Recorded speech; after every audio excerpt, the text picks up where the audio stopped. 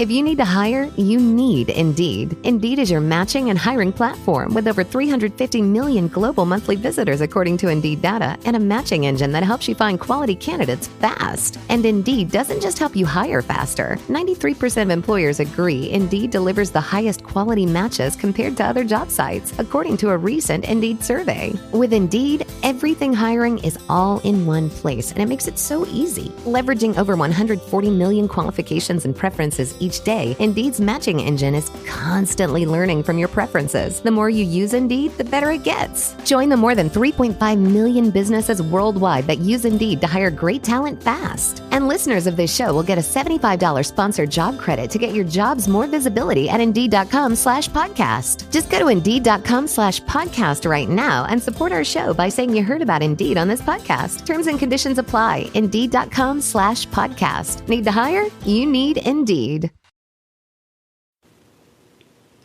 Hello, everyone in podcast listening land. I'm Karen Devaney. And I'm Ann Varner. And we're sisters. Welcome to Sugar Coated Murder, where we'll discuss and probably inappropriately laugh about and comment on. Yep, one of our favorite subjects, murder. Oh, and we love to bake. And why not combine our two favorite subjects? Baking and killers.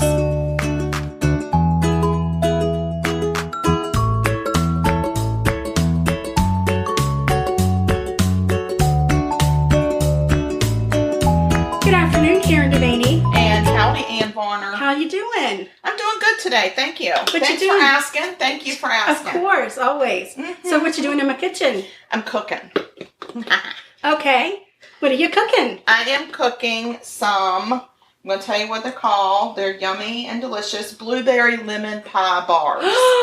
Yes. That's going to be so good. Yes. Because before we did our podcast, I cooked my sister some lunch. It was very good. I got a subscription to one of those. We'll send you all the things you need to do to cook your meal in the mail, and you put it together situation. Mm-hmm. So I made her some Italian crusted chicken breast with garlic butter couscous and Italian zucchini. Yes, and now we need a dessert. Now we need a dessert to cleanse our palate because that couscous was extremely garlicky. So we shall have no problems with the vampires today. That's right. So what is in your blueberry pie bar? Okay, so the first... Blueberry lemon pie bar. Yes. The first thing that you do is you make a crust. And that is pretty much a basic crust. It's your butter, sugar, flour, and salt. And then you mix it up until it mixes really good. And then you press it into your pan. Right. I'm going to put parchment paper in my pan. Okay. And then you're in luck. If you didn't bring any. I didn't bring any. I have some. I haven't packed it yet. Woohoo! Okay. So then you make your filling, which is cream cheese, sugar, egg, sour cream, vanilla, lemon, and 3 cups of blueberries. Wow, that sounds delicious. It is very good. And then you make a crumble on top, which is butter, sugar, flour, and the zest of that lemon. Nice. I do have a lemon juice squeezer if you need that. Okay, that's nice to know. I haven't packed that either. That's very good to know. You're really lucking out in the kitchen right now. Well, except that you don't have a zester, so I'm going to kind of punt on that one. I gave you a serrated knife. I don't know what your problem is. I don't either. It is just me. I'm just picky like that. I don't know what to say. I guess the next Pampered Chef order, I need to order a zester. I don't even know if I have one. Oh, really? I might have an extra one. Because I think at one time I had multiples. That'd be nice. Mm-hmm. All right. Well, while you get to going over there, hopefully it's not going to be too terribly loud with the, you can, with the KitchenAid going. Uh-oh. She seems to be having some sort of a issue where the flour's flying out. Don't you worry. Don't you worry, girl. It's all right. All right, you do that. I'm going to talk murder. The nice thing is it's clean flour going on clean dishes. So that's right. You're good. Thank you so much. I really appreciate it. So you're good. All right, so you need to tell me about murder. I am, and it's really crazy because I tried really hard not to do this story, but on 3 different occasions I recorded a show that described a different case, but each time I watched the recording, it was this story. That's crazy. So, the universe was trying to tell you something. I'm not one to deny spirit from telling their story, so no, here we go. Mess with spirit now. You don't mess with it. So Joseph Sonnier and Becky his high school sweetheart, were married when they were 19. They had 2 sons. Joseph was very supportive, outgoing. He was active in his son's athletics. He was also an all-around great dad. And he was devastated when Becky left him for another man 27 years into their marriage. Becky. Oh, no, Becky. Well, Becky was the only person that he'd ever dated, so he really had to start over, you know? That's wow. After all that time, you think, since he was 19. That's a long So that's time. tough. Becky quickly remarried this man that she left her husband for. Of course. Unfortunately, Becky picked the wrong guy. Because that might be some karma, I'm not sure. Because soon into their marriage, Becky's new husband murdered her and then killed himself. Oh, no, that's really bad karma. Yeah. That's the worst karma. Something really, really bad happened there. Oh, gosh. I'm sorry, Becky, that I made light of your situation. You didn't know. You're dead. You didn't know. Becky's dead. I didn't mean to speak ill of the dead. No, she made a really bad decision. So Joseph was there for his sons when they lost their mother. Oh, he wow. really helped them through their grief. Yeah. And then I had forgotten to mention, too, that Joseph had done really, really well for himself. Another reason Becky maybe should have stayed with him, but oh, Becky. He was a really wealthy pathologist, and he was a businessman. He even had like a side business where he made his own perfume. So, what? And he made a lot of money. That's such a weird business. He was actually, side I know, when you're a pathologist. right. So he was a multimillionaire. Dang. So when Joseph was in his late 40s, like 48 I think, he decided on a whim that he wanted to take a dance class. Dance.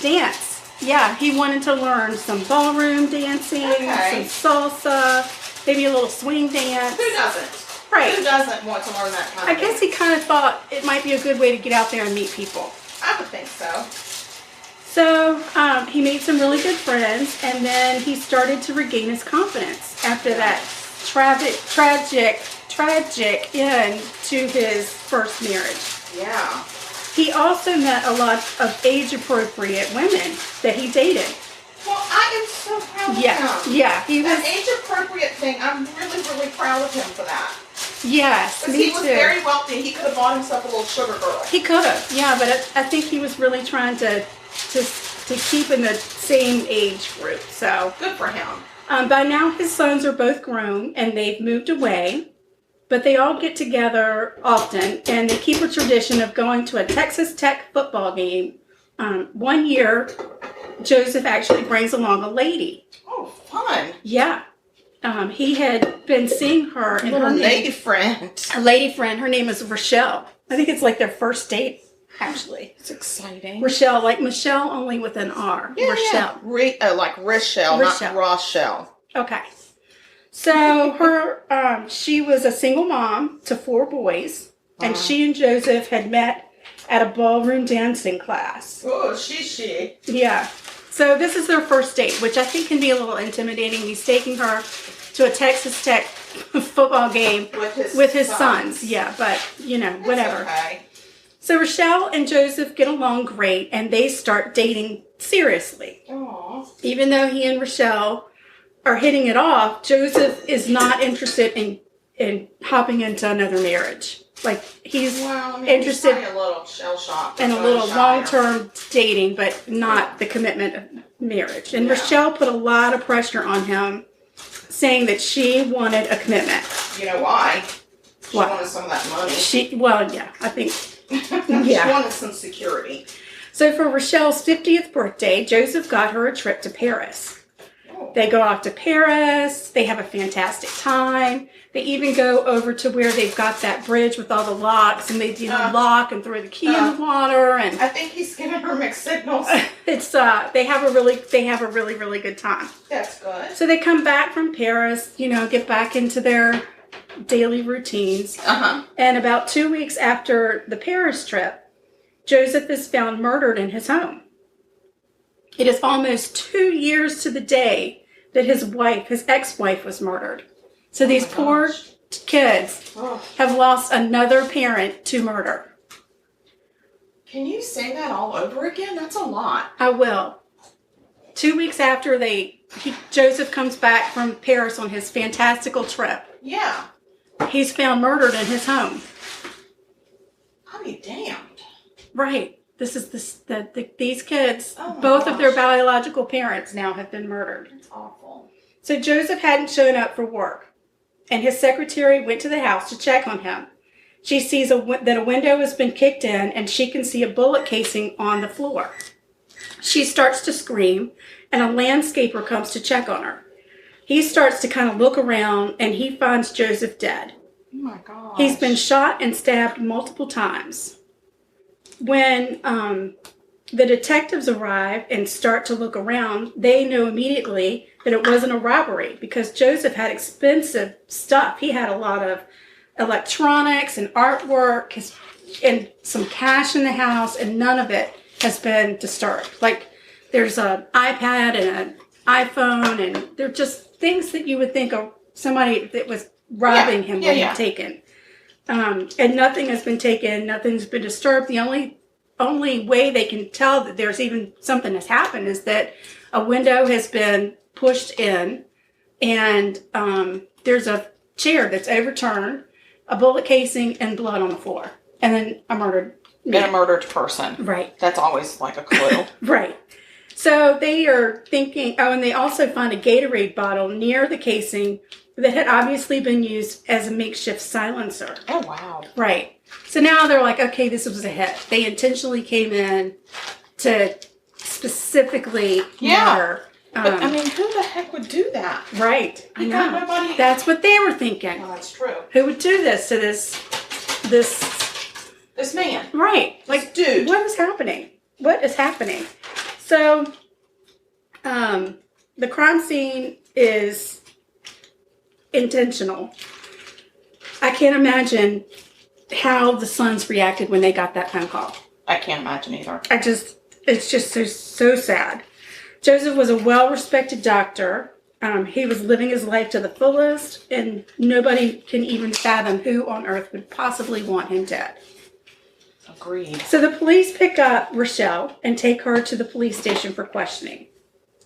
She's very cooperative. She gives them all the information that they asked for.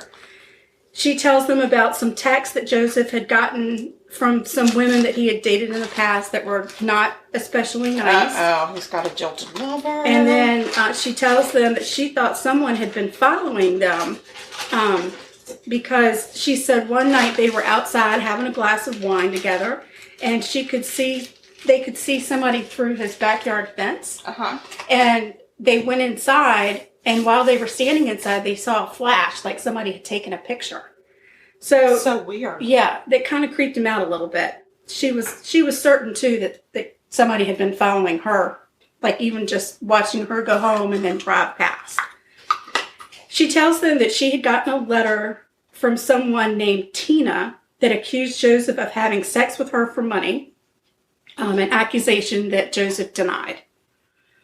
Investigators ask her about any past relationships that she might have had. Yeah. She said that she did have an ex. His name was Dr. Thomas Michael Dixon, and he was a plastic surgeon in Amarillo, Texas. Okay. She met him while getting Botox injections in his office one day, and they struck up a conversation and decided they were going to go out on a date. Okay. So they dated for about a year and a half, and then they broke up when she met Joseph. Dr. Dixon had tried many times to get Rochelle back, but she refused. She was having too much fun with Joseph. I mean, he's a fun guy. Yeah, he's fun and rich. And took her to Paris. Honestly, I saw some pictures of him. He was very handsome. Nice. Yeah. So investigators then go and they have a chat with Dr. Dixon. When they tell him they need to talk to him about the murder of Rochelle's boyfriend, he says, "Oh my gosh, I didn't even know anything about that. I didn't know anything about him." Which is a lie, because Rochelle had told him about Joseph before. Oh, no. And then he said that he hadn't talked to Rochelle in many, many months, but she had text messages from him as of recently. Uh-oh. He does say that he really loves Rochelle and that he had wanted to get back together with her. And it turns out that she left him because he wouldn't make a commitment to her. Oh. As a matter of fact, for her 49th birthday, he gave her a subscription to the Tea of the Month Club. So That's serious stuff. I mean, how could she not marry that man? That's a long-term commitment right there. We're going to enjoy tea for a year together. The funny thing is, she didn't even drink tea. Oh. She didn't like tea. He didn't even take time to know her. Dr. Dixon. He wanted tea. He's a lame gift giver. Lame. Sorry, Tea of the Month Club, but that's a lame. Clearly said, "Oh, you should try Tea of the Month Club. I love mine." Yes. Right. Well, he probably gave it to his secretary one year for Christmas and she said, "No, thank you." Picked it out, and then and then he's like, "I'll give this to all my women." Oh God. That's not very smart. Not a good gift giver.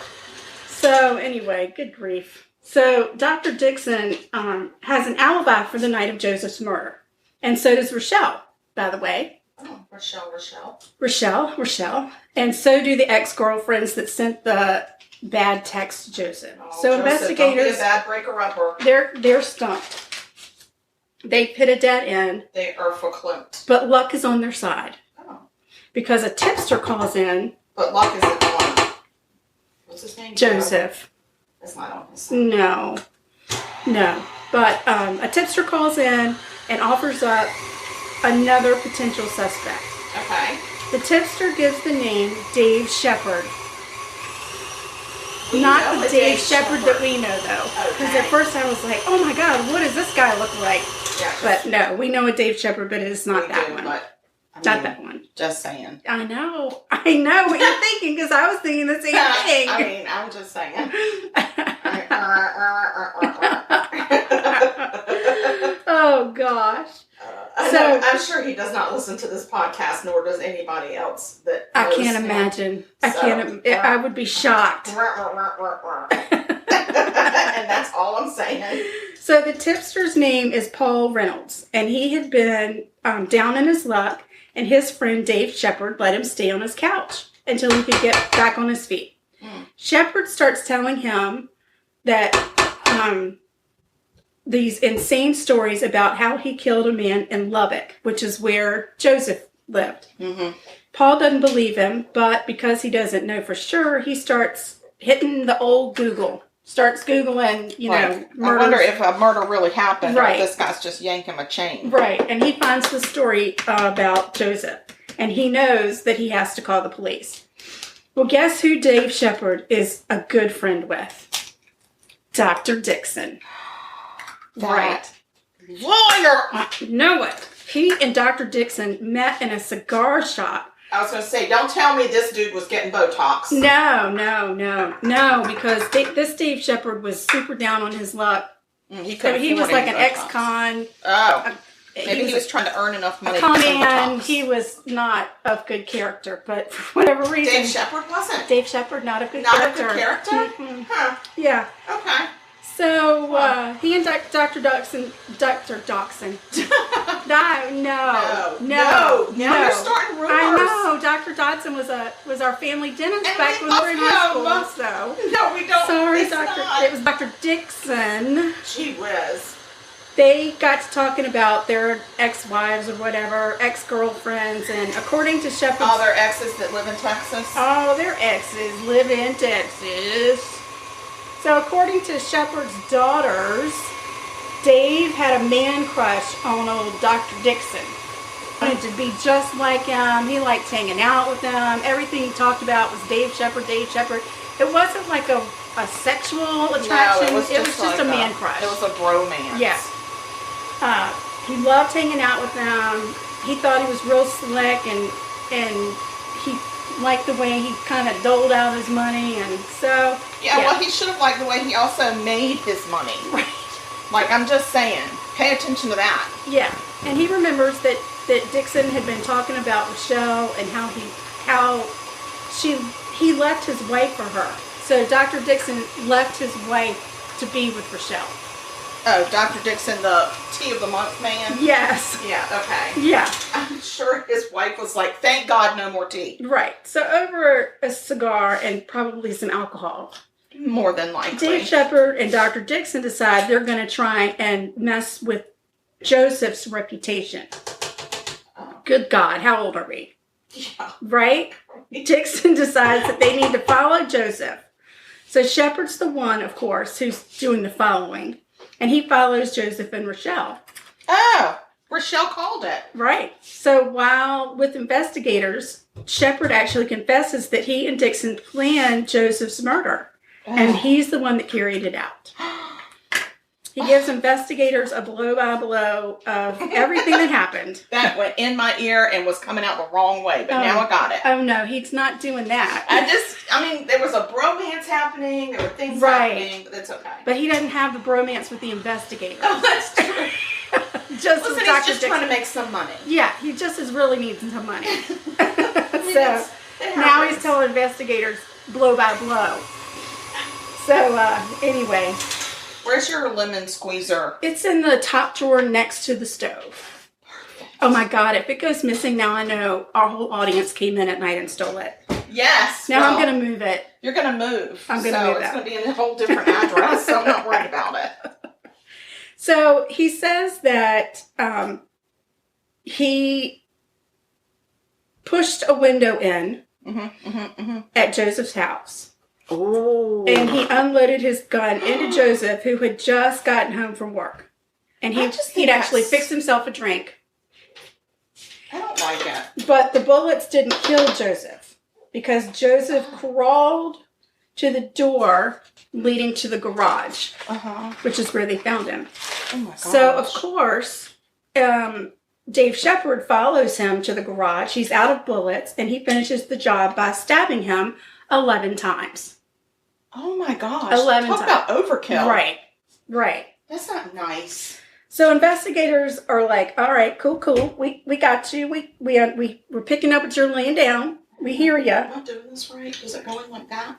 Or is it going upside down? I think it goes in upside down. I think it does too, because it's about to spray me with shit. Which is kind of funny, because I think you're the one that taught me that. I know. Shut up. But I don't know for sure. No, it's right. Is it working? Yes. Oh my God, I love when things work.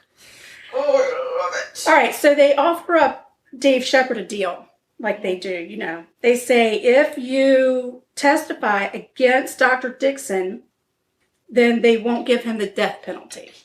He's like, I'll take it. But they say that he's going to get life. You're going to get life, but we're not going to kill you. I'd rather him kill me. Sorry. I'd been like, I want the other one. I mean, honestly, I thought if you've confessed that you didn't get the death penalty, but I could be wrong about that. I must be wrong. I think that happens when there's a plea deal, and part of the deal is you have to confess. Right. But they don't always do that. Right. So. I don't know. So. He confessed on his own fruition. Nobody asked him to. It's very true. But anyway, so he's not going to get the death penalty. Okay. So Dave Shepard's hanging out in jail, and prosecutors are getting ready to go to trial. They talk to Dixon. They don't talk to Dixon. They arrest Dixon. Yeah. Dr. Dixon's getting arrested. I've got nothing to say to you except you're under arrest. Right. And they charge him.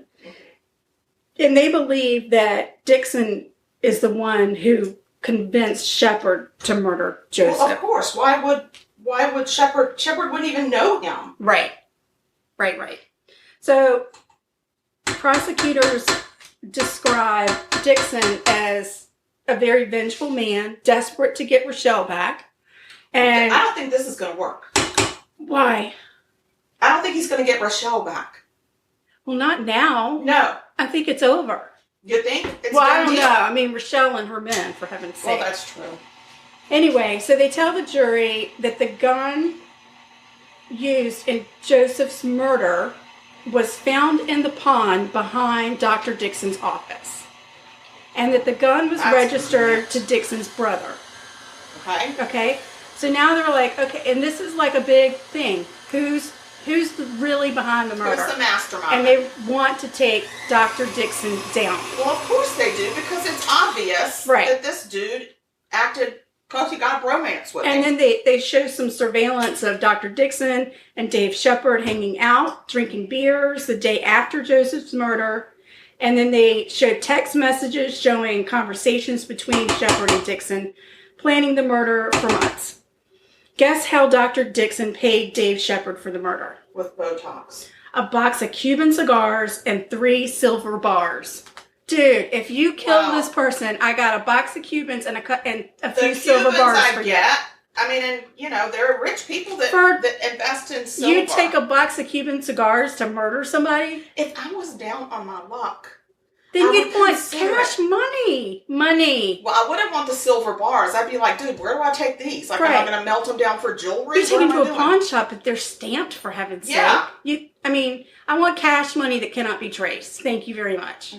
I mean, of course, I would never. This is why you're the mastermind. Of course, I would never. Never. But just saying, gosh.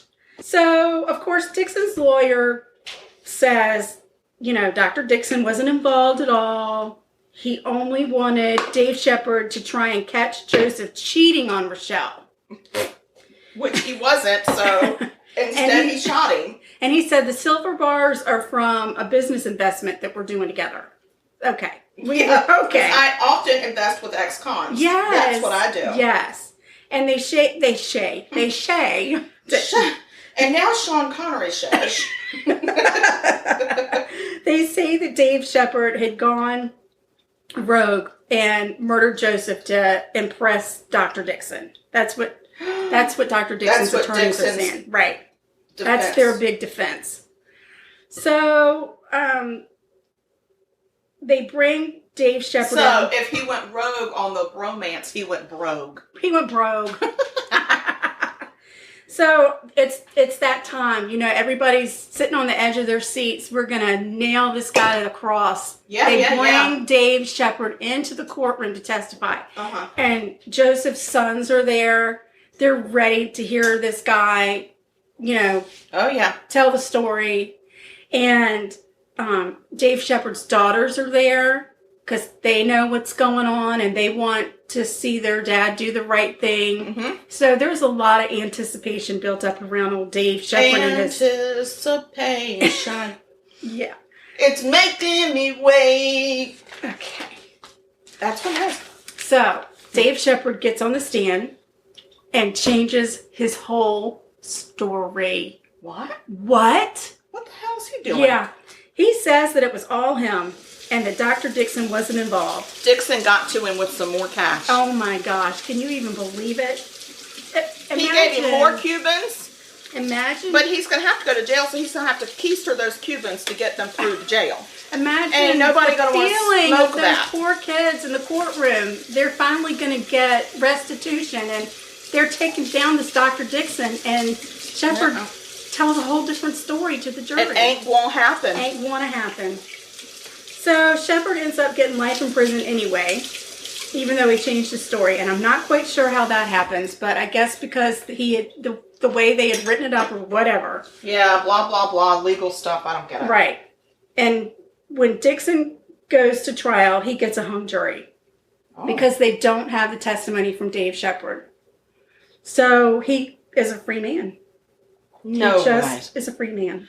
Wait a minute. No. But. No. But. No. But. Come on, let me do the but.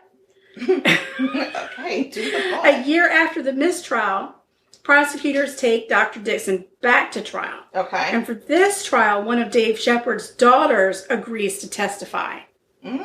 Because she knows the story and she wants the truth to come out. I don't blame her. She tells the story of Shepard talking to her and her sisters, and he actually took them out for a fancy dinner, which is something that never happens. Yeah. He bought one of the daughters a new iPhone. He had cash. He bought himself a new grill, and his daughter said, "Dad, where is all of this money coming from?" So the grill that he bought, was it the grill? No, like he cooking family dinner. Like a Weber. Yeah, like a Weber, okay. a fancy one though. Okay. So he told them that he'd done some work for Dr. Dixon and that he had paid him for it. Well, he also said, "Don't ask me what I did for him." Oh, that would make me sick to my stomach. Right. All three of his daughters are then convinced that it was a down payment for killing Joseph. And because of Shepard's daughter's testimony, the jury convicts Dr. Dixon of 2 counts of capital murder. Kabam! 2 counts? I don't know how, but 2 counts. I guess they killed him twice. I don't know. 2 counts. Well, murder. I think that capital murder, okay, so I think this is how they did it. You get capital murder for planning a murder. Oh, okay. And then you get capital murder for carrying it out. And he didn't carry it out, but because everything about it was supplied by him. Right. And he knew about it and didn't stop it, then he is just as guilty as the guy that did it. Right. So there's your 2 murder charges. There you go. All right. So, yes, finally, closure for the family. But no. No. You gotta be kidding me. I know. This is Texas. The 2015, let me see if I get this right. Because Texas usually, kind of a state pretty quickly. Yeah. It's kind of confusing. But the 2015 conviction that sentenced Dixon to life in prison was overturned. Okay. So he got, even though it was capital murder, his conviction was life in prison. Okay. It was overturned by a court of appeals in 2018. Okay. The court ordered a new trial and released Dixon on a $2 million bond. What? That happened in January of 2018. Why did he get a new trial? They overturned the old conviction, and it had something to do with the way the prosecutors filed some paperwork. It was like a loophole situation.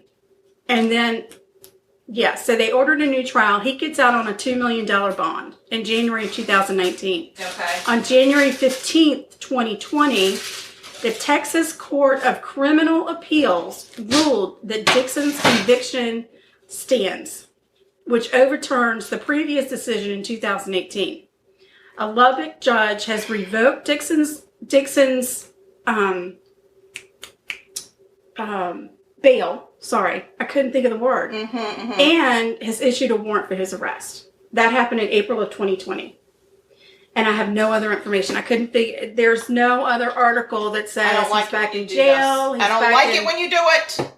I don't like it when you do it. Well, it's not me, it's the court. Okay, but I'm just saying. I didn't know. What's the phone number? Let's call them.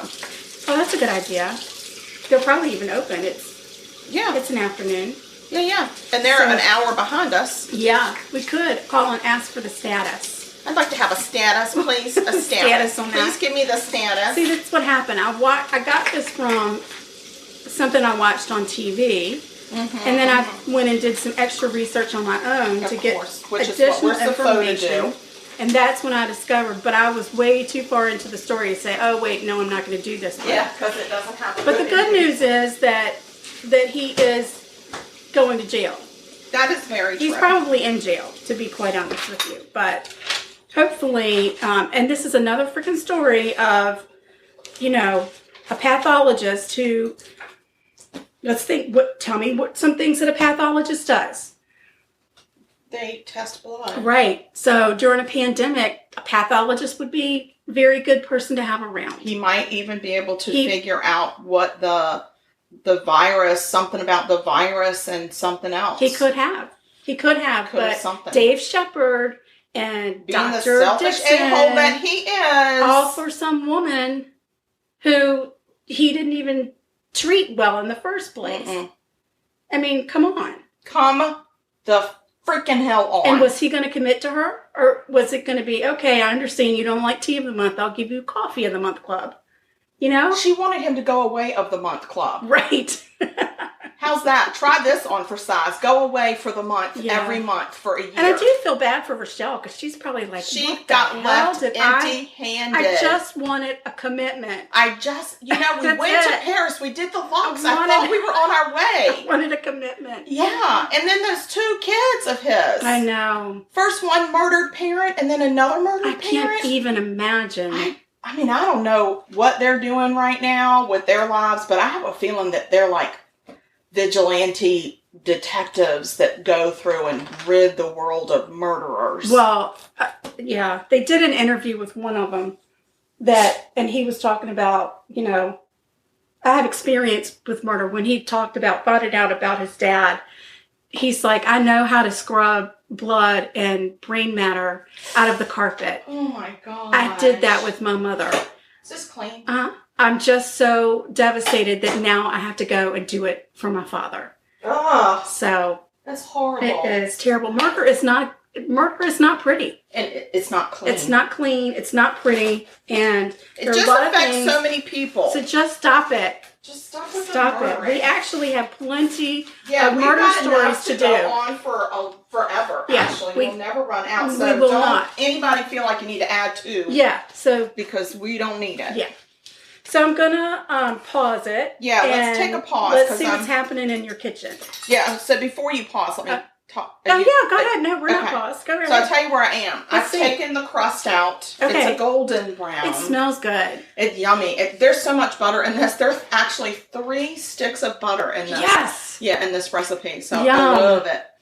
And so that has to cool for a little bit. I have the filling mixed up and it's ready to go. Okay. So once that cools a little bit, I'll put the filling in. And before I put the filling in, I'm going to mix up the crumbly top because you put that on and then you bake it. Yeah. And here's the good news. We have the wonderful power of pause. So our audience doesn't have to wait. We're just going to pause it, get it all together, and then we're going to come back. Podcasting. Right. It's going to be magical. Maybe one day it will be the magic of video. Oh, what are you talking about? Stay tuned. What? We're going to do videos. I don't know if people are ready. Well, I know I'm not ready. I'm going to wear a mask. Yeah. Something's going to happen. Yeah. But anyway, we're going to go on pause. We'll see you in a minute. Hold on. And we're back. Yay, us. Whew, I tell you. So I'll tell you what I got done in the kitchen while we were on break. The crust had cooled. I put the filling in and I made up the crumbly topping. The crumbly topping is actually, when you mix it up, it's wet. Mm-hmm. It's like wet sand. Right. So you can't spread it. No, I wouldn't think. So I just take little pinches and I just try to evenly disperse it, and then I go back and disperse it in the spaces, and I just keep kind of working it and doing that to try to get an even cover on it. Yeah. But I just didn't want people to think that they were supposed to spread it. Understood. Because that would be a disaster. Yeah. So don't do that. Don't spread. Do not spread. So that's in the oven for 40 minutes. All right. And when it comes out, it's supposed to cool and then go in the refrigerator and chill for 2 hours. But listen, that's not going to happen. We got all day. Why not? A 3-hour podcast. That is not what's going to happen here. We'll probably are going to taste them warm. Right. And then chill what's left. I'm not sad about it. I'm not sad either. So anyway, I have a murder to talk about. I'm so excited to hear it. Let's go. It's a lengthy one, but I found it fascinating. Sometimes it takes a long time to get it out. I agree. Well, yes. Thoroughly go through all the nooks and crannies. I am just like a Thomas's English muffin. Let's hear it. So we're in August of 1992, and Connie Warner goes missing from her home, leaving behind a gruesome, bloody scene. There was blood and hair smeared throughout the house. Oh, Connie. Yep, her eyeglasses were on the floor of her bedroom. Oh, dear. Her car was still in the driveway, but police could see that there was blood in and on the car. Oh, gosh. There was blood and hair on top of the trunk. Oh, my gosh. And then there was blood all throughout the car. And there were drops of blood in the driveway. And before we started podcasting, I would have immediately thought, my God, this woman has been mauled by a bear. Exactly. But now I think everybody has been murdered, including my daughter. Right. So investigators also noticed that the keys to Connie's car were missing, even though her car was in the driveway. Oh. So at first, Connie's daughter and her boyfriend were suspected to be in on this crime because they were the first to come up upon the scene. Oh, yeah. But assume, because I'm Italian. Assume. So soon they were cleared. Crime scene was an absolute mess.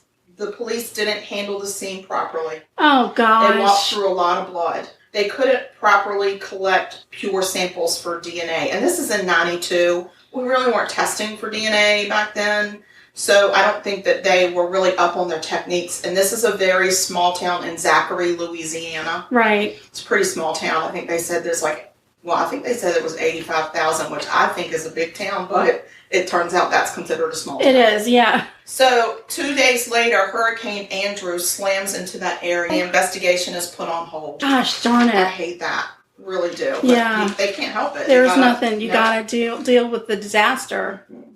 10 days later, Connie's body is found in a drainage ditch. It's badly decomposed, which of course, because it's been out in the weather, including a hurricane. They have to use dental records to identify her So maybe body. the hurricane was a blessing in disguise. Otherwise, maybe her body wouldn't have been found in a drainage ditch. I don't know. Autopsies reveal some very traumatic head wounds. Yeah, I would imagine. Very traumatic. And a neighbor said that they had seen a man loading a large bundle into Connie's car and then drive off. Uh-oh. But they didn't seem to feel like they needed to call anybody. Yeah, like... Yeah.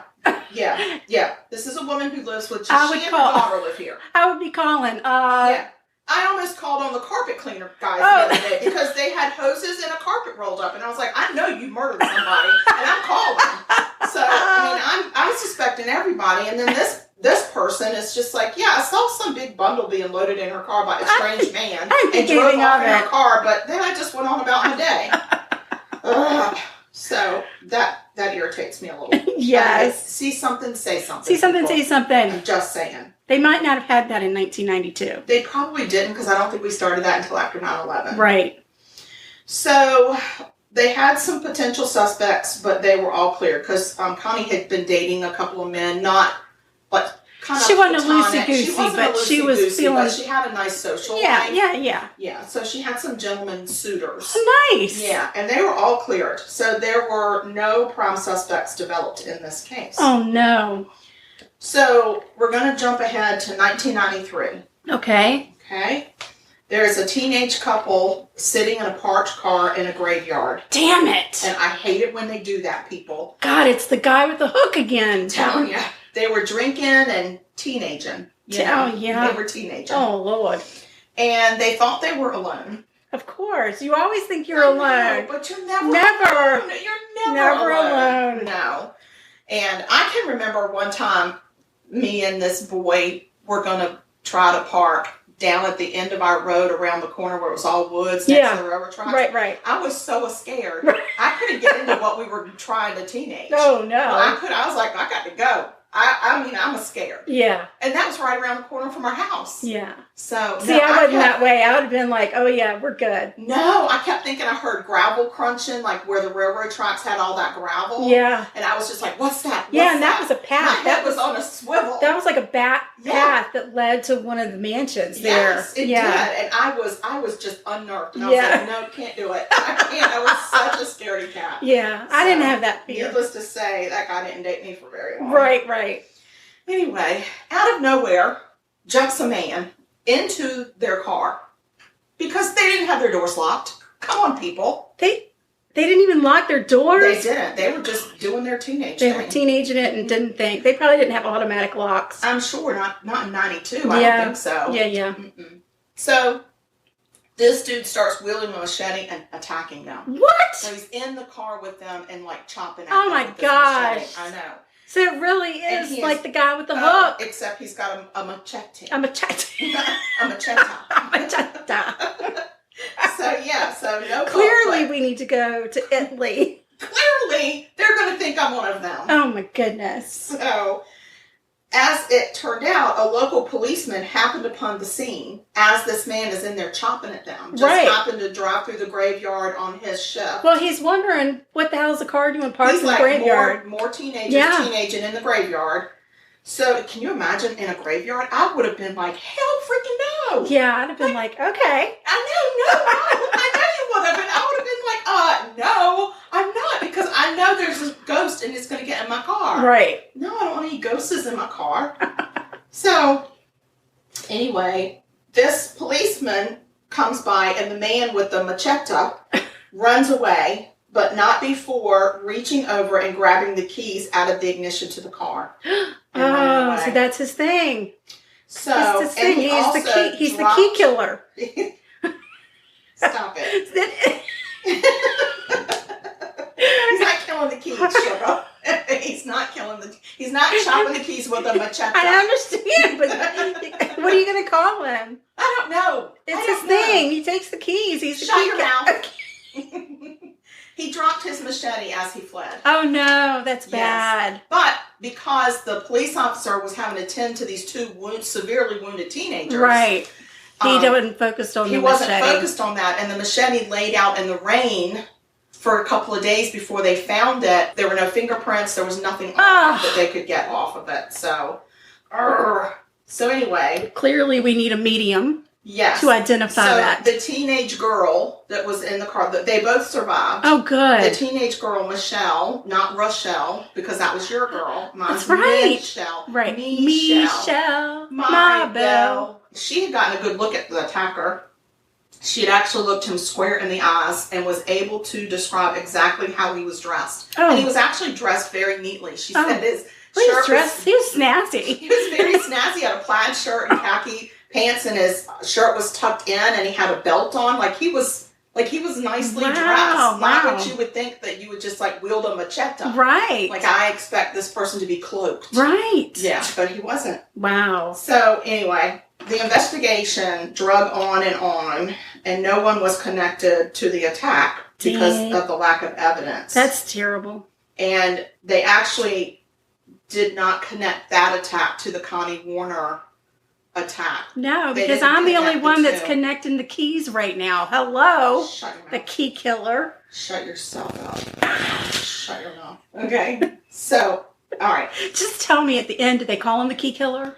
Yes. Oh my God! Now you've ruined my story. Oh my God! It's been nice knowing everybody. I'm going to go find a different podcast to do. I love it. Talk about gardening or something. Oh my goodness. Oh, Trout, he's all excited. So, anywho. So, 1998 comes around. So, this is 6 years later. 6 years, yeah. Yeah, 6 years later. And about a block from Connie's house, where Connie had gone missing, right, there's a little 3-year-old boy wandering around alone. Well, why? Well, I'm going to tell you. I'm not sure why you're trying to rush my story. Oh, I mean, I'm mad because there's a 3-year-old roaming around. So, police were called to do a welfare check on his mom, who was a single mom. Oh, God. And the police were met at the house with a horrific scene. Oh, no. Blood spatter everywhere. Bloody drag marks through the hall. Why did you pick this one? I'm just telling you. Ah. The bedroom was a nightmare. There was so much blood. And her contacts were found in a pool of blood, which made them suspect that he had stomped her head so hard that it had blown her contacts out of her eyes. Oh, my gosh. That is really, really violent. That's terrible, because I'm thinking, what kind of killer takes the time to take your contacts out for you? Mm-mm. Oh, my gosh, that's terrible. Yeah, they think that she had been stomped and the pressure of the blow had blown her contacts right out of her eyes. Jiminy There were clumps of hair everywhere. Oh, my gosh. Isn't that horrible? The victim's name was Randy McBrewer, and she was nowhere to be found. No, I'm sure. So her car was in the driveway. Really? There was blood and hair samples. There were blood and hair samples collected at the scene, and the police could not find her car keys. No, because it's the key killer. You're making me mad. No, you're making me mad. Well, he's making me mad. Yeah. Okay, so now we're going to go to 2001. All right. All right, so we were in... We were in 92, now we're in 2001. Well, we started in 92, we went to 93, we were in 98 with the last one, and now 2001, so 3 years later, in Baton Rouge, okay? All right. So Zachary is outside of Baton Rouge, and Baton Rouge is like a big city, and so there's a big surrounding area. Okay. Okay, September of 2001, a co-worker of Gina Wilson Green's began to worry when Gina did not show up for work. So he decided to go check on Gina. When he got there, the door was unlocked. He pushed it open, started checking around the house, wandered back to the bedroom, saw Gina on the bed. Her arm was dangling off the side of the bed, and he immediately called police. Okay. There was no forced entry. Okay. Okay. So, again, a gruesome scene. Gina looked like she had been strangled, and there had been definitely a struggle. She had struggled and fought. There were some items missing from her home, including the keys to her BMW. Right. Again, no forced entry. Keys are gone. So, police were able to obtain a good DNA sample from her. Okay. Okay, because she had been raped. And it came back to an unknown male. And since they were not at the time connected to the Zachary police, right. There was no statewide database at the time. Right. Oh, none of this stuff was being connected. Nothing was being connected. And so this was an unknown male. They had the DNA. They knew it was a man, but they didn't know anything else about it. Oh, no. He didn't come, like there was no DNA on file for him. And so this case went unsolved. Wow. So they now, don't even know they got a serial killer. No, they don't. So January of 2002. This lady's name is Geraldine or Geraldine. Okay. I like Geraldine. I think that sounds better. So R.I.P. Geraldine. I hope this is your name.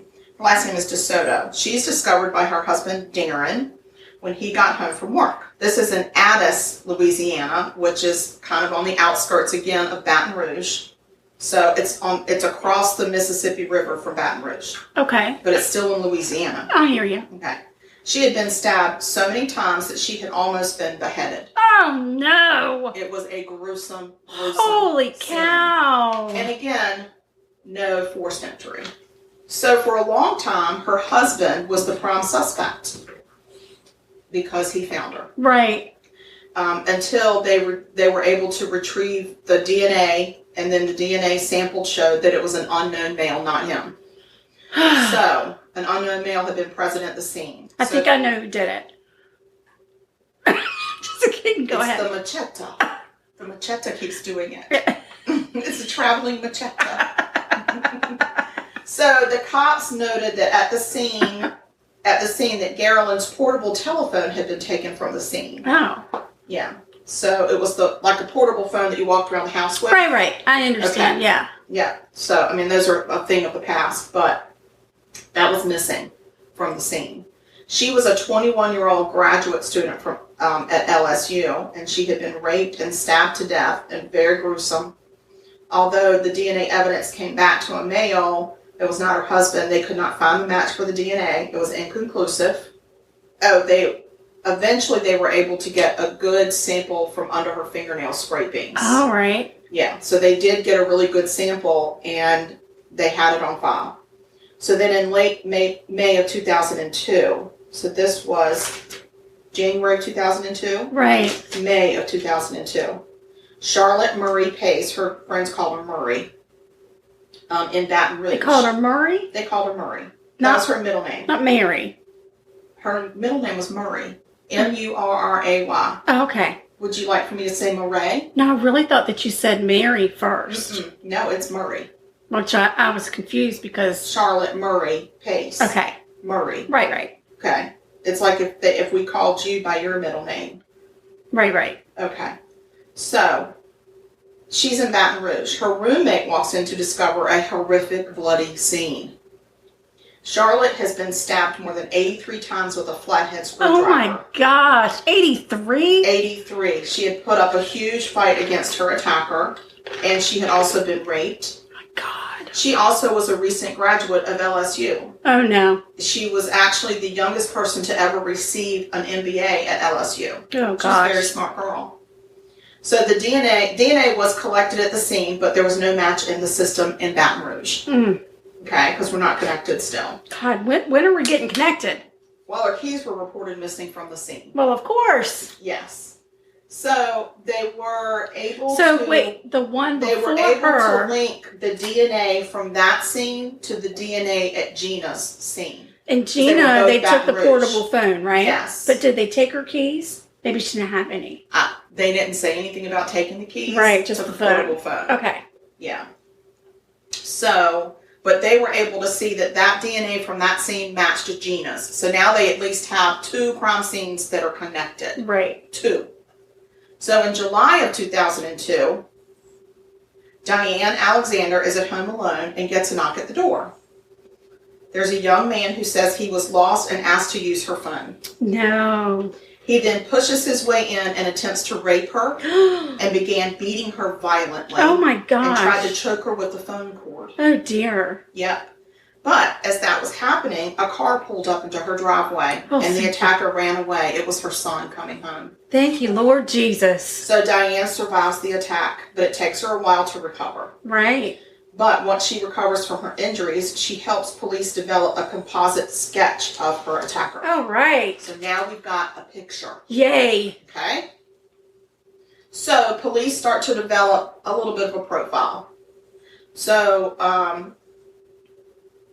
they note that the killer is working in a particular area. There's like they can see that just the two girls that they connected and this one they can see are in a very close area. Yeah, I would imagine they've got like the big map and they've got the pins, thumbtacks and the string going to where everything goes and pictures. Yes, and they know that he is taking trophies. Keys or phones right now are the main things that he's taking. Right. Okay. So, again, in July of 2002, Pamela Kinnemore disappears from her home in Baton Rouge. 4 days later, her body is found floating under the Whiskey Bay Bridge. Oh, Lord. That sounds like a cool place, though. Sounds Whiskey like a Bay.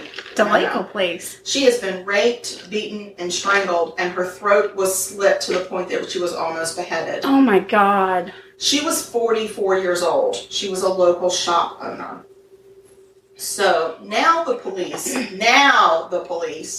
because she was a shop owner in Baton Rouge. So now the Baton Rouge people know of 4 murders that they are saying we can connect these 4 murders. My gosh. So they start reaching out around the state. They start calling police precincts across the state to say, do you have any similar murders? Because, so they're really doing the telephone. They're doing telephone. They're not doing a computer database yet. Right. It's just reaching out to people through mob bill. Good old-fashioned due diligence. That's right. So they find connections to at least 4 other murders. Oh my God, so now we've got 8 connections. Yes, because of the keys. Right. Because of the keys and the really, really bloody crime scenes. Right. The crime scenes are so violent and bloody and there's clumps of hair and it's just awful. Yeah.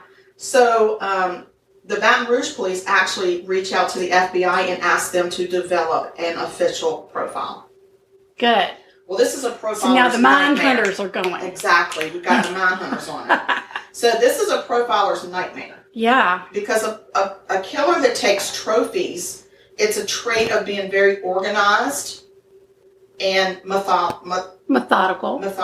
Thank you. You're welcome. Methodological. But his crime scenes show a lack of control, that he loses control and he has rage, which does not, that's my computer telling me I have updates that it cannot install, which it never can. Right. So, how rude of the computer to want to install updates during our podcast. During a very important murder scene. I mean, we're like in the mine hunter set right now figuring this stuff out. Distracted me. Oh my gosh, fired. No, we have to have this laptop. Agreed.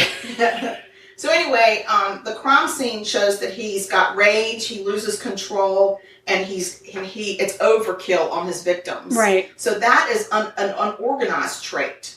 Right. So he doesn't fit into any particular category for them to actually get a clear profile of this. How about schizophrenic? That could be it.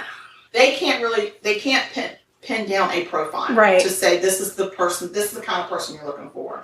So at this point, the people of Baton Rouge are terrified. Oh my God, the women especially. Yes, they're panicked. Guns and ammo start flying off the shelves. Yeah.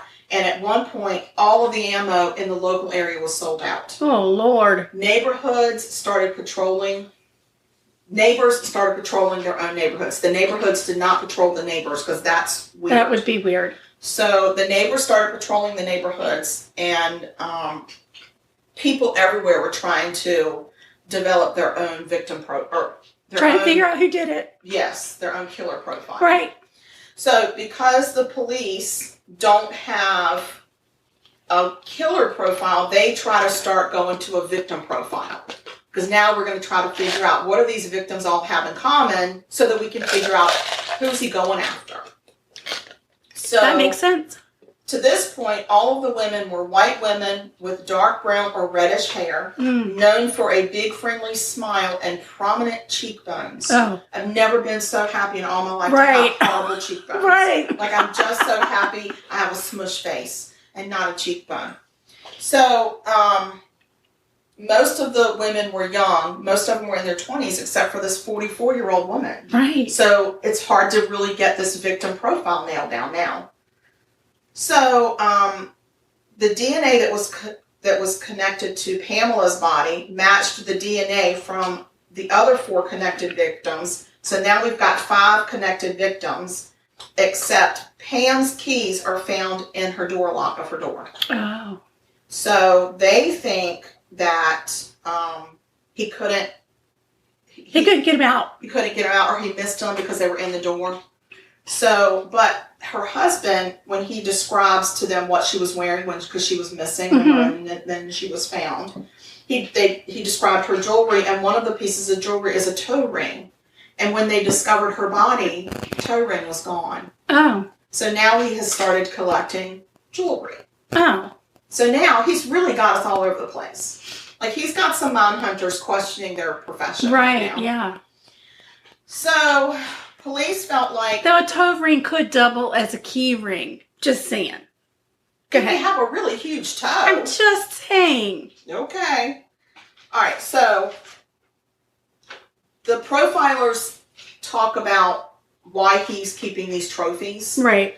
And trophies are a way to control the victim. It's like ownership of the victim, even after the victim is dead. Right. Plus, a lot of them get gratification from, oh my God, we have a killer dog on the loose. It must be a squirrel. Please hold. Yes, I'm so sorry. Trout, come on. Come on, Bubba. Trout, let's go. Come on. That's not, I know. There was another dog. Pardon me, there was another dog walking past. How dare that dog? I know, and he was barking at Trout, and Trout was, they were having a conversation, but... Oh, yeah, and Trout won. The timing is not good. Trout won. Good job, buddy. All right, so now the people of Baton Rouge are just out there trying to find this killer on their own. Right. They thought they had developed a theory in the public that it was a white man driving a white truck. Okay. So police start to stop every white man in a white truck. Wow. And they do DNA swabs of every single man. Hundreds of them just on the side of the road. They stop you, they swab you. You got a white truck, we're stopping you. You're a white man and a white truck, we're stopping your ass. Right. So they swab hundreds of people and there are no, my gosh, what is happening? Sorry. Well, I went outside and there was pollen. There's pollen. And now I've sneezed. I'm so sorry. I tried to hold it in, but it did not work. Mm-hmm. I'm sorry. Let's find the killer in the white truck. This is very disruptive right now. Very. I told you in the beginning it was long, so get your focus pants I know. on. I'm sorry. Things are falling apart. Pull your focus pants I got it. Okay. So, no matches from all these white men swabs. Right.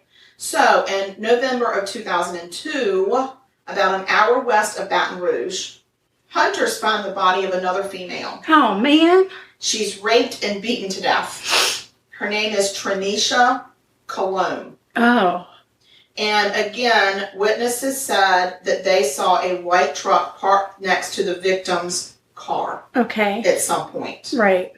There is DNA collected from Trenisha, and it matches the other 5 victims. Now we're up to 6 victims in the Baton Rouge area that we've connected through DNA. Somebody get him. I'm telling you, this is just terrifying.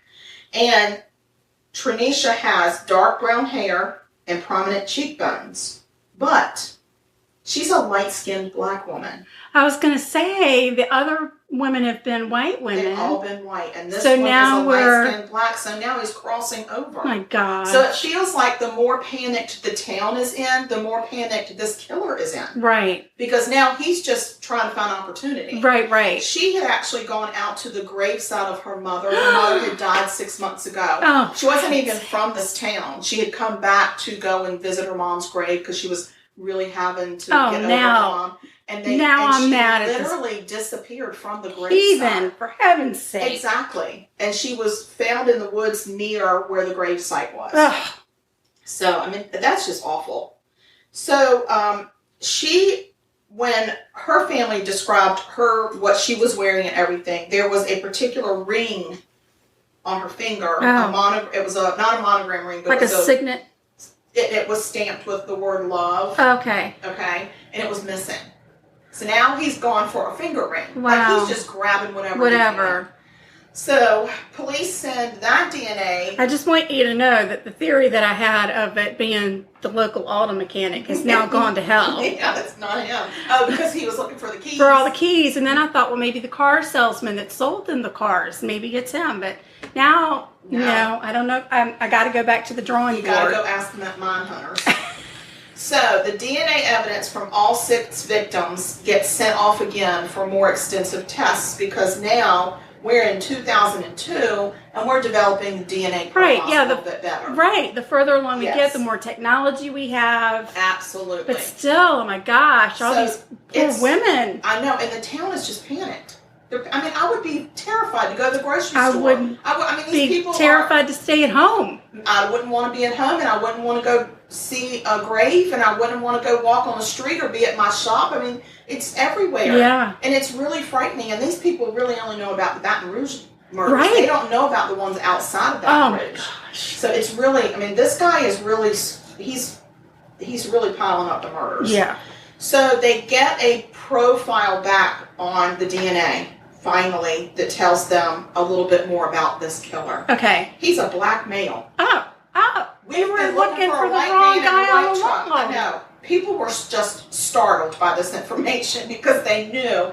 And something else that the profiler said is in profiling,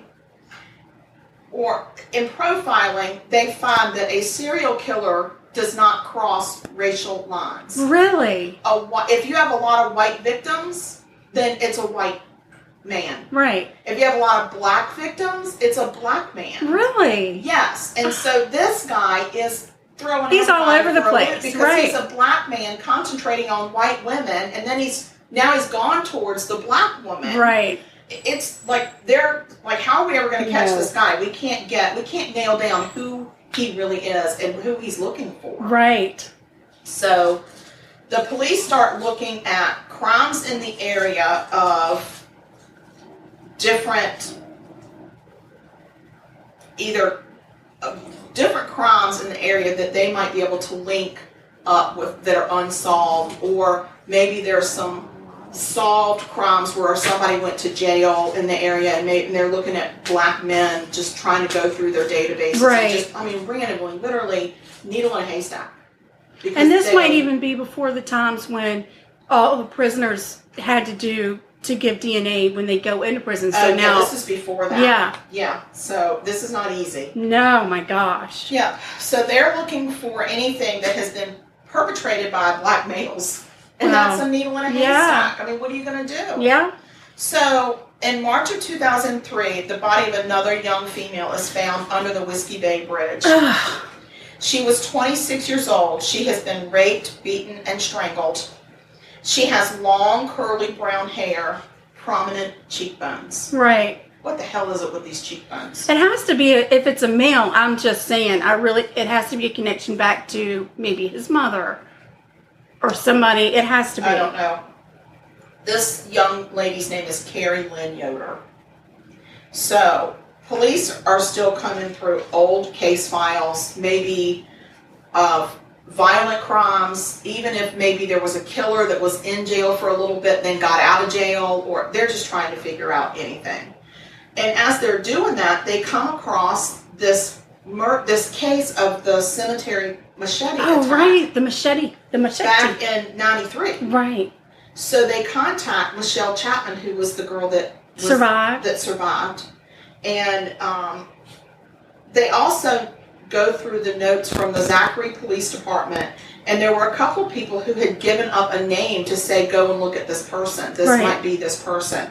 And it looks like they didn't follow up on that. Oh, for heaven's sake. Yes. You have got to be kidding me. No, I'm not. You have to be. I'm not. Stop it. I'm not. You're making up stories now. I'm not. Oh, my gosh. So this name that comes up is Derek Todd Lee. So then they start looking through, does he have a criminal history? Well, it turns out he does. Of course he does. So in 1997, he had been arrested for being a peeping Tom. And so then they start going, okay, 97 is a starting point. Did he do anything before then? Well, yes. In 92, he was arrested for illegal entry into a person's home. which is... Yeah, breaking and entering. Yeah. Right. 93, arrested when he and an accomplice broke into a 73-year-old man's house and beat him with a stick and robbed him. Oh my gosh. 93, he went to jail for a year for burglary. Got out. 95, arrested for peeping Tom again and for resisting arrest. 97, I already said, we arrested him for being a peeping Tom. All in the same area? A peeping Tom. A peepee Tom. Peeping Tom. A peepee Tom. Is this all in the same area? Yes. Oh, so we don't have the 3 strikes and you're out Nope, rule we now don't have either. it. Oh my gosh. In 99, he was arrested for being caught inside a woman's home uninvited. Yeah. He was also arrested for stalking another woman. So, and in 99, he was given a suspended sentence. What? On another peeping Tom incident. Like, how many times is this guy going to get arrested Right. for this? And why don't we understand that a peeping Tom, we're just starting. That is a serial killer or a serial rapist just ground level rapist. Yeah, right that's there. where Peeping we are. Tom. And we're going to start building up from this behavior. So, in January of 2000, he was accused of attempted first-degree murder. He got into an argument with his girlfriend or mistress at a bar, and he kicked her, beat her, and stomped her at the bar. Gosh. And then he tried to run over the police in the car he was fleeing in. So, he was accused of that. Right. Which is very similar to some of the crimes that we are looking at. He didn't go to jail for it. Oh my gosh. In September of 2001, he is arrested for domestic battery against his wife. Like, does he know the chief of police? Is it his dad or his uncle? Or how is he getting off? It's horrible. So, when he gets arrested, so they bring him in. They decide to have Michelle Chapman come in to see if she can identify Lee as the person that attacked her in 1993. Right. So, they bring him in for a lineup. And she is 100% positive it was him. Really? 100%. But because of the statute of limitations having run out on her case, oh my God, they could not keep him or arrest him for that. Wow. But it did give them probable cause to go and search his house, where they find nothing. They find nothing. Wow. So, there's an attorney general... the Attorney General's office of Louisiana gets involved in this. Okay? Well, it's about time. Yeah. And they have some analysts, which those people run the world, by the way. Yeah. Just saying. Analysts run the world. So they put together a timeline of Derek Todd Lee's jail times, and then they lay the times of the murders against it. Right. And they can see the connection of him going to jail, there's no murder. He gets out of jail within a certain period of time, there's a murder. Wow. And he murders and he murders and he murders, and then he goes to jail. And then no murders. And then he comes back and he murders. So they're able to actually lay it out and map it out. So at what point are they going to get this guy's DNA? Well, that gives them probable cause to go convince a judge to issue a warrant for Lee's DNA. Thank the Lord. So they finally go to the house. Lee is there, and he gives his DNA because he has to. And the DNA checks out against all the Baton Rouge cases. So now they know Derek Todd Lee. What? I need a drink. Is their guy. Wow. Oh, look, our beeper went off. Oh, look at it. Not our beeper, but our timer. I'll get it. You keep telling your story. Oh, thank you. So they start doing some research on Derek Todd Lee. He grew up with a 17-year-old mom. She was 17 when she had him. Bless her heart. And his father was severely mentally ill and quite violent. Oh, no. His father ends up going to prison for attempted murder, and the mom remarries. The stepfather is very heavy-handed at discipline. Oh, no. Yeah. So Derek Todd Lee was a slow learner. Oh, no. And he was in special ed classes at school and was teased incessantly by schoolmates. Oh, my gosh. He was bullied. He was bullied. Darn it. I mean, ugh. Okay, I'm very I don't know how to conflicted. feel. I don't know how to feel right I don't now. know. I'm sorry either. as a child that he went through that, but I'm sorry for the child. I'm very sorry for the child, but I have a hard time being sorry for the adult. Right. So, Derek Todd Lee started acting out at an early age, and even the police officers know him because of his acting out and the things he gets caught doing, including torturing animals. Ouch. Sorry. You Sorry. okay? Sorry. Yeah, I'm okay. Okay. So anyway, he starts out by torturing animals. Oh no! And then progresses. That's for the serial killer stuff. And it perpetuates into peeping Tom, stalking, breaking and entering. Sure. But they never connected this guy. So the crime lab is able to connect the Derek Todd Lee DNA to all of the Baton Rouge murders and eventually the other ones from the surrounding area. Wow. So they go to get Lee at his home. The stepfather says he's been gone for about 2 or 3 weeks. He left the same day that you came and took his DNA. Of course he did. So now the race is on. Where is he? And can we get him off the streets before he murders? Not that slow of a learner. No. Well, he's a fast mover, slow learner. Big difference. So now they're trying to get him off the street before he strikes again. And they don't know where he is. No. So they finally find him outside of a tire store in Atlanta. Oh, what's he doing at a tire store? I guess serial killers need tires too, girl. I guess so. And maybe he was trying to steal a key. Maybe. So, and they find his wife and children hiding out in Chicago. Oh, were they scared of him? Yes. Police, they wanted to talk to his wife about his behaviors because she had been married to him for a long time. Yeah. But when she talked to them, she was in complete denial of what he had been doing and was terrified of him. Oh my gosh. Yes. So at one point in their marriage, she was so afraid of him, he moved a mistress in with them into the home with their children and her, and she was so scared she was too scared to leave. Oh she was my too scared gosh. to tell him he couldn't do it. So, like, these people have been living under his reign for all of these years and probably suspected a lot of things that were going on. But couldn't do anything, right? And they didn't want to know. No. So, in August of 2004, Mr. Derek Todd Lee goes on trial for the murder of Garland DeSoto. But the DA decides to only charge him for second-degree murder because DeSoto had not been raped. So he felt like it would be easier for him to get a jury to return second degree. Really? I know. So I think there's a plan. So anyway, There damn better be a plan because that just irritates me. It irritates me too. Yes, because that woman was brutalized. I don't care if she was raped or not. She was brutalized. Right. So he is found guilty and given life with no parole. Good. Okay. So at the trial, DeSoto's husband describes the crime scene that he walked in on when he found her. And it took the jury less than 2 hours to convict him. Good. So he gets life with no parole. And that is in August of 2004. They turn around the next month, September 2004, and put him on trial again. This time it's for the rape and murder of Charlotte Murray Pace. They called her Murray, right? Not Mary. And now, I knew they called her Murray. I thought you said Mary, and then you said they called her Murray. But we got it straightened out, so let it go. Okay. So Pace's roommate testified at that trial about the horrific scene that she walked into the day that she found. Again, life changed forever. She will never be the same. No.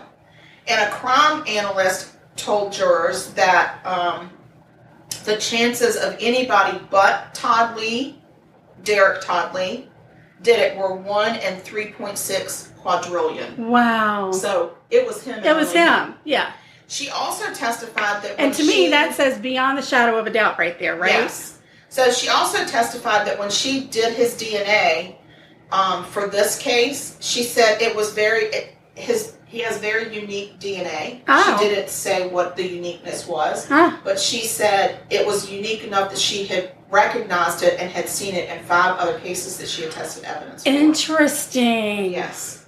So, also, remember Diane Alexander who survived? Yeah. Because her son came home? Yes. She came and she also testified and pointed out in the courtroom that she identified asshole him. over there is the guy that did it. Oh my, that was very brave. Yeah, very brave. That takes a lot of kahunas. I don't know. That's a really brave one. I'd be under the bench saying, it's that guy over there. I know.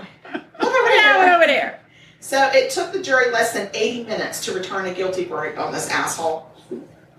The defense rested without ever calling one witness. Oh. How crazy is that? We're good. Yes. We're good. Yes. As a matter of fact, Lee's son testified for the prosecution in that trial. Good. Yes, he testified because there was a pair of bloody boots that he found in their home and knew that something had happened, and it was right around the time of the DeSoto disappearance. Oh, okay. So he thought in his mind his dad had something to do with that back then. Oh, my God. And he got up and testified against his dad. Wow. Yeah, now that's a brave kid. Look at that. 2 stories with kids testifying against their parents were guilty. That's right. Oh, my gosh. Again, we connect. Oh, my gosh, you're so right. Look at us go. That's just cray-cray. So, anyway, as I said, the defense rested without calling any witnesses. Oh, my gosh. It's funny. Yeah, so it took 93 minutes to sentence Lee to death by lethal injection. Yay! Yes, finally. Investigators actually believe he is tied to at least 17 murders of women in the Baton Rouge area over a 19-year span that started around 1984. Whoa! Isn't that crazy? That's insane. And even though they didn't have DNA evidence for Connie Wagner in 1992, she was the first woman that I talked about. Right. They believe because of the MO of the crime scene and the keys going and all that stuff that they said he definitely killed her. Right. There's no question. Wow. But he probably killed people before her. Yeah. Yeah. Oh my gosh. That's crazy. So he was housed at Angola in Louisiana, the Louisiana State Pen, on death row. But in 2016, the devil came and took him. Yay! And he died from natural causes. Good. I wrote down here, he probably rotted from the inside out. I would think. Yes. I would think. Oh my gosh. What a What a crazy, bad man. the key killer. They did? They really I did. love it. Yeah. No, I don't love the murders, but I love that I actually got that. Yeah. I don't get a lot of things so right. I'm happy that you spoiled that. I got that right. Because that was going to be the last thing that I said. Stop it. I don't have that I mean, anybody could figure that out. Come on. What's happening over there? So I took it out of the oven. It actually is gorgeous. It's beautiful. Take a picture. Absolutely beautiful. Yeah. All right. So, but I wasn't sure, how it needed to set up or whatever. So I'm gonna put it on pause and then we'll come back and cut it. All right. Please hold. Please hold for just a quick second. We're back. We are back. Yes, I have been able to shovel out some of this because it needs to chill, so it's still kind of Oh my gosh. It smells so good. It's very kind of cheesecakey almost. Mm-hmm. So, hot though. Mm-hmm. Very hot. Mm-hmm. Well, delicious. This is a hit. I hope you all will get the recipe from me because it's a great summertime little treat. Mm-hmm. I will probably serve this with a dollop of some Cool Whip or a little bit of whipped cream on it. Oh, yeah, and I've got that. Or ice cream. Yeah. So. Fantastic. These are delicious, Sugar. Good job. Thank you so much. Well This done. has been a fun day recording. We hope everybody out there is well and safe. Yes. And that you all stay well and safe. Yes. And that you continue to listen. And let me just say something real quick. If anybody has a relative or a really good friend in Vermont or Arkansas, could you please have them listen to us? Those are the only 2 states in this country that we don't have listeners, and it's really, really sticking in a craw. Yeah, that's not nice. It's not nice. I feel like they're dissing us for some reason, and right. I don't know what I ever did to them. What did we ever do to you, Vermont? Or Arkansas. Right. We've even done murders from Arkansas. And I love Vermont maple candy. And we've been to Vermont. We have been to Vermont. We've got pictures. I think I had my first kiss in Vermont. You did. Your hair was like Farrah Fawcett. And I will tell you that the guy's name was Robbie Gorton. And your whole entire family waited for you to get your first freaking kiss. It was like a whole thing. We couldn't even leave the campground to go on our travels until I got my first kiss. And it was raining. And it was very romantic. Oh my God, please. And I looked like Farrah Fawcett and had cut off jean shorts. Yep. I'm sure a halter top. Oh my God. So anyway, everybody out there stay safe and yes, stay well. And wash your hands. Wash your hands. Wear a face mask if that's what you're being asked to do. Just don't think of it as losing your freedom. Think of it as just a really good common courtesy. Yeah. That's all. And we don't shake hands anymore. So your common courtesy is to wear a damn mask. Right. It's a good thing to do. It's not that hard. It's really not. It doesn't. And actually for women, it's awesome because you don't have to put makeup on except for your eyes. No. Saves a lot of time. Yeah, time and I mean, lipstick can be very expensive. It can be. And now there's no need for it. No. I really think that you should just wear a mask. But we love all y'all. Thank you so much for listening. We do. Thank you. Please email us at murder.sugarcoated@gmail.com. And find us on the Instagram because I'm still trying to grow that presence. And so just show us a little bit of love on the Insta. And if you're not on the Insta, this is a good reason to get on the Insta. Yeah. And also, we've got our Facebook page, our Facebook fan page. So there is no excuse to not be able to find us. We're on every listening platform out there that you can be on. And we hope that you grab a friend and have a listening party. Yes. So. A friend, a drink, a party, a listen. Yes. And email us. Let us know how you're doing, or chat us up on one of our Facebook pages. Yeah, we'll talk to you. From y'all and see what you're thinking. Send us murders. Let us know if you want a recipe. Send us pictures or send us a recipe to try. There you go. So anyway, we love you. We do. Have a great week. Bye now. Bye.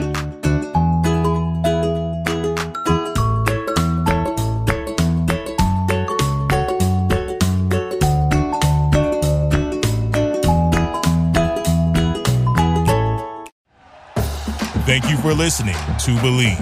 You can show support to your host by subscribing to the show and giving us a 5-star rating on your preferred platform. Check us out at Believe.com and search for BLEAV on YouTube.